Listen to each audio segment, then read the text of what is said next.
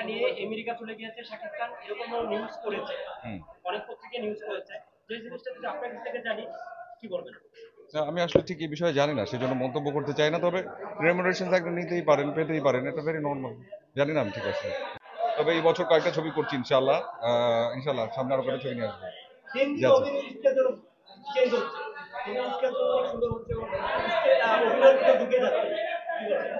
চেষ্টা করছি আমরা সবাই আসলে।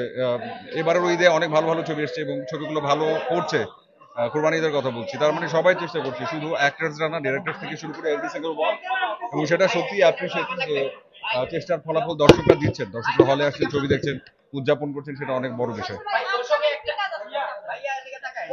এখন একটা ছবির কাজ করছি, শাপলা শালু। নামটা হয়তো চেঞ্জ হতে পারে, লাজুক ভাবির। আমি আর বুবলি কাজ করছি, ইনশাল্লাহ সামনে এটা আসবে। বাবু আমাকে আজকে মাফ করে দেওয়া যায়।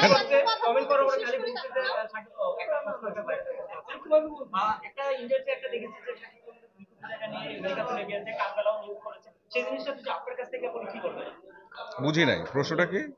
টাকা নিয়ে আমেরিকা চলে গিয়েছে শাকিব খান, এরকমও নিউজ করেছে। অনেক পত্রিকা নিউজ করেছে। যে জিনিসটা যদি আপনার কাছ থেকে জানি, কি বলবেন? আমি আসলে ঠিক এই বিষয়ে জানি না, সেজন্য মন্তব্য করতে চাই না। তবে রেমুনারেশন থাকলে নিতেই পারেন, পেতেই পারেন, এটা ভেরি নর্মাল। জানি না আমি ঠিক আছে বিষয়টা। সবাইকে বলবো ভালোবাসা দিয়ে গেছেন বহুদিন এবং এখনো ভালোবাসা দিয়ে যাচ্ছেন, আমি সত্যি কৃতজ্ঞ। এবং শুধু দর্শকদের কথা বলবো না, এই যে এখানে যারা আছে সবাই, আমি বরাবরই বলে আসছি যে সবাই আসলে আমাকে আমি একটু এমনি থেকে একটু হচ্ছি ঘাড়তারা মানুষ, একটু পাগলা মানুষ। তো ধরেন ভালোবাসা পাই বলেই একটা জায়গায় আছি, কাজ করি এবং ভালোবাসা এভাবে পাচ্ছি বলে কাজ করছি, নাহলে অনেক আগে চলে যেতাম। তো এই জন্য সবার কাছে কৃতজ্ঞ, ভীষণ ভালোবাসা সবাইকে। ও সেটা পরের ঈদে বলা যাবে, এখন বলা যাচ্ছে না। থ্যাংক ইউ, যাচ্ছে। হ্যাঁ, ইউটিউবে দেখলাম এখানে ওটিটিতে আসার পরে, হ্যাঁ অনেকে বলছে তাদের মতামত জানাচ্ছে, ভালো লাগছে। বিশেষ করে কন্যা গানটিকে এত বেশি ভালোবাসা দিয়েছে দর্শক সবাই। এটা সত্যি আমরা পুরো টিম কৃতজ্ঞ। আমি, ফারিয়া, রোমান, আজিজ ভাই, এভরি সিঙ্গেল ওয়ান, যারা কিনা, ইমরান, কণা, জীবন ভাই, সবাই সবাই ভীষণভাবে কৃতজ্ঞ যে এত ভালোবাসা দিয়েছে এবং এটা এখনো পর্যন্ত দেখি এগিয়ে যাচ্ছে। লাস্ট টাইম মনে হয় দেখেছিলাম 45 million or 46 million, still going. আমি বারবার বলছি আপনাদের সবার কাছে আমরা কৃতজ্ঞ। ধন্যবাদ। আর কোনো কোয়েশ্চেন না? ইনশাল্লাহ সামনে সামনে সামনে, এবার ছেড়ে দাও।